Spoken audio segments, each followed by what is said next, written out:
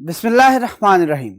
अस्सलामु अलैकुम dear students, I am professor Waqar Ali. आज हम lecture number 2 chapter number 7 database fundamentals में से advantages of database management system और conventional file management system discuss करेंगे। इसका हम दोनों टॉपिक फाइल मैनेजमेंट सिस्टम और डेटाबेस मैनेजमेंट सिस्टम दोनों डिस्कस करके आ चुके हैं। फाइल मैनेजमेंट सिस्टम जब हम डिस्कस कर रहे थे तो हमने कहा था कि वो प्रोग्राम्स हैं जो कि बेसिकली आपकी फाइल्स को मैनेज करने के लिए इस्तेमाल किए जा रहे होते हैं, यानी कि फाइल्स में डाटा किस तरह स्टोर होगा, रिट्रीव होगा, उनकी नेमिंग कन्वेंशंस क्या होंगी, ये सारे के सारे मामला। फिर हमने कहा था कि क्या होता है कि फाइल मैनेजमेंट सिस्टम में जो एक डाटा फाइल होती है आपकी, उसको मैनिपुलेट करने के लिए, उसके ऊपर डिफरेंट ऑपरेशंस परफॉर्म करने के लिए हम एक सॉफ्टवेयर स्पेसिफिक जो सा बना रहे होते हैं, एक प्रोग्राम्स जो सा डिजाइन कर रहे होते हैं।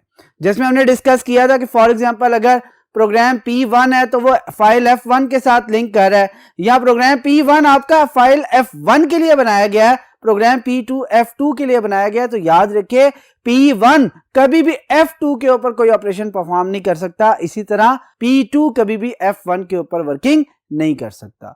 यानी कि वहां पे हमने एक फीचर पढ़ा था जिसे हमने कहा था कि प्रोग्राम डाटा डिपेंडेंट है, यानी कि प्रोग्राम और डाटा एक दूसरे के ऊपर क्या है, डिपेंडेंट। यानी कि अगर हम डाटा के अंदर कोई चेंज करें तो हमें क्या करना पड़ेगा, प्रोग्राम को चेंज करना पड़ेगा, और इसी तरह प्रोग्राम को अगर हम चेंज करें तो हमें क्या करना पड़ेगा, डाटा को भी उसके अकॉर्डिंग चेंज करना पड़ेगा। ठीक है, जबकि हमने पढ़ा था डेटाबेस मैनेजमेंट सिस्टम के अंदर ये वो सेट ऑफ प्रोग्राम्स हैं, ये वो सॉफ्टवेयर्स हैं जो कि बेसिकली आपके रिलेटेड डाटा को, जो कि आपका डेटाबेस के अंदर इस्तेमाल किया जा रहा होता है, उसको मेंटेन, क्रिएट, मैनिपुलेट करने के लिए इस्तेमाल किया जा रहा होता है। यानी कि डेटाबेस के अंदर मैनिपुलेशन कैसे की जा सकती थी, आप एक नया रिकॉर्ड या डाटा ऐड कर सकते थे, आप एग्जिस्टिंग रिकॉर्ड या एग्जिस्टिंग डाटा को क्या कर सकते थे, चेंज कर सकते थे, या आपके पास कोई ऐसा एग्जिस्टिंग डाटा था जिसका यूज कहीं पर भी नहीं था तो आप उसे क्या कर सकते थे, डिलीट कर सकते थे। ये आपके फाइल मैनेजमेंट सिस्टम और डेटाबेस मैनेजमेंट सिस्टम का डिफरेंस था थोड़ा सा। अब हम देखेंगे इसको डिफरेंट पॉइंट वाइज, एक तो इनका डिफरेंस भी हो जाएगा, दूसरा ये भी पता चल जाएगा कि डेटाबेस मैनेजमेंट सिस्टम के एडवांटेजेस क्या क्या हैं, और साथ में हम ये भी डिस्कस कर लेंगे कि आपके फाइल मैनेजमेंट सिस्टम के ड्रॉबैक्स क्या क्या हैं। बात क्लियर होगी। ये देखिए सामने टेबुलर फॉर्म में जो है ना, हमने एक साइड पे फाइल मैनेजमेंट सिस्टम और दूसरी साइड पे डेटाबेस मैनेजमेंट सिस्टम को लिख ली है, और पॉइंट बाय पॉइंट हम क्या करेंगे, इन दोनों की डिफरेंशिएशन करेंगे, इन दोनों का डिफरेंस देखेंगे और बताएंगे कि जो प्रॉब्लम फाइल मैनेजमेंट सिस्टम में है वो डेटाबेस मैनेजमेंट सिस्टम में एडवांटेज कैसे बन गए, उसकी क्या रीजन थी कि वो एडवांटेज होगी। फॉर एग्जांपल फर्स्ट पॉइंट वो डिस्कस करता है डेटा रिडंडेंसी। रिडंडेंट क्या मतलब है इसका, डुप्लीकेशन, और डेटा रिडंडेंसी का क्या मतलब है, डुप्लीकेशन ऑफ डाटा। कहते हैं फाइल मैनेजमेंट सिस्टम में डाटा रिडंडेंसी आपकी क्या है, एग्जिस्ट करती है। क्यों, कहता है डाटा जो है वो स्टोर कहां पे होता है, फाइल्स में, और वो फाइल शेयरेबल नहीं होती। इसका मतलब है अगर मैं एक डिपार्टमेंट में काम कर रहा हूं और मेरे पास एक फाइल पड़ी हुई है, ठीक है, अगर किसी और डिपार्टमेंट को भी उसकी जरूरत है और सेम टाइम पे मुझे भी उसकी जरूरत है, तो मैं वो शेयर नहीं करूंगा, मैं क्या करूंगा, उसकी एक और कॉपी जनरेट करके उधर भिजवा दूंगा। इस तरह क्या होगा, आपकी जो फाइल है, आपका जो डाटा है वो क्या हो जाएगा, डुप्लीकेट हो जाएगा। इसलिए कहा जाता है फाइल मैनेजमेंट सिस्टम के अंदर आपकी डुप्लीकेशन एग्जिस्ट करती है, आपकी रिडंडेंसी एग्जिस्ट करती है। जबकि अगर इसी को हम लेके चलें डेटाबेस मैनेजमेंट सिस्टम के अंदर तो कहते हैं not exist, because all the data is centralised and share among all the user. कहता है उसकी वजह क्या है, कहता है क्यों एग्जिस्ट नहीं करती, आपका डाटा एक ही जगह पे पड़ा हुआ है और तमाम के तमाम यूजर जो है वहां से उसे क्या कर रहे हैं, शेयर कर रहे हैं। यानी कि अब उसकी एक कॉपी जनरेट नहीं हो रही बल्कि एक ही कॉपी है और वो सब के दरमियान क्या हो रही है, शेयर हो रही है। यहां पे इसी क्लास की एग्जांपल लेते हैं, जैसे कि मैंने अब क्या किया, यहां पर व्हाइट बोर्ड पे लिखा है ना, ये व्हाइट बोर्ड एक डेटाबेस का रोल प्ले कर रहा है। क्यों, आप तमाम स्टूडेंट्स बैठे हुए हैं और इस कॉमन जो डेटाबेस के ऊपर जो डाटा आपको नजर आ रहा है उसको क्या कर रहे हैं, शेयर कर रहे हैं। बात क्लियर है। इसका मतलब है तमाम के तमाम यूजर्स को एक जैसी इंफॉर्मेशन मिल रही है। इंफॉर्मेशन ऐसी नहीं है कि एक शख्स जो है उसको डिफरेंट इंफॉर्मेशन नजर आ रही है, दूसरे को डिफरेंट नजर आ रही है। फॉर एग्जाम्पल मैं 4-4 और 5-5 के ग्रुप्स में आपको क्या कर लेता, डिवाइड कर लेता। डिवाइड करने के बाद मैं क्या करता, एक कॉमन प्लेस के ऊपर, एक रजिस्टर के ऊपर उन 4 लोगों या 5 लोगों का जो ग्रुप है उसे समझाना शुरू कर देता। वही टॉपिक दूसरे ग्रुप में, वही टॉपिक तीसरे ग्रुप में। अब जब मैं डिफरेंट ग्रुप्स में उसे समझा रहा हूँ, टीच कर रहा हूँ, तो याद रखें अब मेरी इंफॉर्मेशन तमाम ग्रुप्स के अंदर जो सी होगी वो शेयर की जाएगी, तो वो सेम नहीं होगी। हाँ, जो एक ग्रुप के मेंबर है उनके लिए तो वो इंफॉर्मेशन सेम है, लेकिन एक ग्रुप की दूसरे ग्रुप के साथ जो इंफॉर्मेशन है वो मैच नहीं कर रही होगी, यानी कि वो इंफॉर्मेशन क्या होगी, इनकंसिस्टेंट होगी। सेम अगर सेकंड प्रॉब्लम को देखें, या सेकंड जो पॉइंट है वो क्या है, डेटा इनकंसिस्टेंसी। इनकंसिस्टेंसी का क्या मतलब है, कहता है आपकी इंफॉर्मेशन मल्टीपल प्लेसेस पे पड़ी हुई है और वो इंफॉर्मेशन सेम नहीं है। बात क्लियर होगी है? आपकी इंफॉर्मेशन मल्टीपल प्लेसेस पे पड़ी हुई है और वो इंफॉर्मेशन सेम नहीं है। कहता है डेटा इनकंसिस्टेंसी अकर कब हो रही है, जब आपकी इंफॉर्मेशन मल्टीपल प्लेसेस पे है। और अगर हम गौर करें, हमने क्या देखा है, कहता है फाइल मैनेजमेंट सिस्टम एफएमएस के अंदर मल्टीपल फाइल्स जनरेट हो रही हैं, डेटाबेस मैनेजमेंट सिस्टम में तो एक ही फाइल है, लिहाजा डेटाबेस मैनेजमेंट सिस्टम के अंदर डेटा इनकंसिस्टेंट नहीं है, डेटा क्या है, कंसिस्टेंट है। जबकि उसके अगेंस्ट फाइल मैनेजमेंट सिस्टम के अंदर आपके पास मल्टीपल फाइल्स हैं और मल्टीपल फाइल्स में चांस होता है कि आपकी जो इंफॉर्मेशन मल्टीपल फाइल्स में पड़ी हुई हो वो सेम ना हो, और अगर वो सेम नहीं है तो इसका मतलब है डेटा इनकंसिस्टेंट है। और याद रखिएगा डेटा इनकंसिस्टेंसी तभी पॉसिबल है जब डेटा क्या होगा, आपका रिडंडेंट होगा। डेटा रिडंडेंसी होगी तो वो कॉज करेगी किसको, डेटा इनकंसिस्टेंसीज को। अगर डेटा रिडंडेंसी नहीं है तो डेटा इनकंसिस्टेंसी नहीं होगी। बात क्लियर होगी? अब देखें यहां पे डेटा इनकंसिस्टेंसी क्या प्रॉब्लम है, लेकिन यहां पे डेटा इनकंसिस्टेंसी एग्जिस्ट ही नहीं करती, इसलिए इनकंसिस्टेंट का कोई मसला है ही नहीं। यहां पे डेटा रिडंडेंसी क्या एक प्रॉब्लम है, यहां पे डेटा रिडंडेंट हो ही नहीं रहा क्योंकि मल्टीपल फाइल्स ही नहीं है, लिहाजा ये डेटाबेस मैनेजमेंट सिस्टम का क्या एक एडवांटेज है। अब अगर यहां पे अगर मैं लिखूं कि डेटा रिडंडेंसी, नीचे क्या लिखा है, नॉट एग्जिस्ट, इसका मतलब है नो डेटा रिडंडेंसी। अगर मैं लिख रहा हूं डेटा इनकंसिस्टेंसी नॉट एग्जिस्ट, इसका मतलब है no data inconsistency. If no data inconsistency exist it means data is consistent. बात क्लियर होगी? यहां तक कोई इश्यू तो नहीं है। ये दो पॉइंट अभी तक हमने जो है फाइल मैनेजमेंट सिस्टम और डेटाबेस मैनेजमेंट सिस्टम के डिस्कस कर लिए हैं, जिसमें हमने कहा है कि जी ये जो दो पॉइंट है फाइल मैनेजमेंट सिस्टम में ये क्या है, बेसिकली ड्रॉबैक्स हैं, प्रॉब्लम्स हैं, जबकि डेटाबेस मैनेजमेंट सिस्टम के अंदर ये क्या है, उसी के एडवांटेजेस। यहां तक बात क्लियर होगी। अब हम मूव करते हैं टुवर्ड्स नेक्स्ट बोर्ड और जो रिमेनिंग पॉइंट्स है उनको डिस्कस करते हैं। जी डियर स्टूडेंट, थर्ड पॉइंट जो बेस कर रहा है वो किसके ऊपर है, प्रोग्राम डेटा डिपेंडेंसी के। अब हम पहले जब स्टार्ट किया लेक्चर तो मैंने क्या कहा था, फाइल मैनेजमेंट सिस्टम को जब हमने रीड किया था तो उसमें डिस्कशन क्या हुई थी कि वहां पर प्रोग्राम डेटा क्या है, डिपेंडेंट है। प्रोग्राम और डेटा एक दूसरे के ऊपर क्या है, डिपेंडेंट है, लिहाजा फाइल मैनेजमेंट सिस्टम के अंदर प्रोग्राम डेटा डिपेंडेंसी एग्जिस्ट करती है। जबकि कहता है डेटाबेस मैनेजमेंट सिस्टम आपको ये फैसिलिटी प्रोवाइड करता है कि आपका जो डेटा है और आपका जो सॉफ्टवेयर है वो दोनों क्या हैं, इंडिपेंडेंट है। आप अगर डेटा के अंदर कोई चेंज करते हैं तो आपको सॉफ्टवेयर में चेंज करने की जरूरत नहीं है, और इसी तरह अगर आप सॉफ्टवेयर को चेंज कर रहे हैं तो डेटा में किसी किस्म की चेंज करने की कोई जरूरत नहीं है। लिहाजा प्रोग्राम डेटा डिपेंडेंसी कहां पे एग्जिस्ट करती है, आपकी फाइल मैनेजमेंट सिस्टम के अंदर, जबकि आपका जो डेटाबेस मैनेजमेंट सिस्टम है उसमें प्रोग्राम और डेटा आपके क्या होते हैं, इंडिपेंडेंट है, वहां पर डेटा डिपेंडेंसी एग्जिस्ट नहीं करती। फिर बात करता है फोर्थ वन, फ्लेक्सिबिलिटी के हवाले से। क्या फाइल मैनेजमेंट सिस्टम फ्लेक्सिबल है, क्या डेटाबेस मैनेजमेंट सिस्टम फ्लेक्सिबल है? तो कहा जाता है कि आपका जो फाइल मैनेजमेंट सिस्टम है वो फ्लेक्सिबल नहीं है, उसमें लैक ऑफ फ्लेक्सिबिलिटी है। क्यों? कहता है आप देखिए जो रूटीन के टास्क है अगर वो परफॉर्म करते हैं तो आपको कोई प्रॉब्लम नहीं होगी, वो आपके काम जो है वो करता रहेगा। क्यों? क्योंकि हमने ये ऊपर पढ़ के आए कि प्रोग्राम और डेटा के एक दूसरे के साथ डिपेंडेंट है। प्रोग्राम वही काम कर रहा है जो उसे रूटीन के टास्क मिल रहे हैं और डेटा भी वही है जो कि रूटीन का।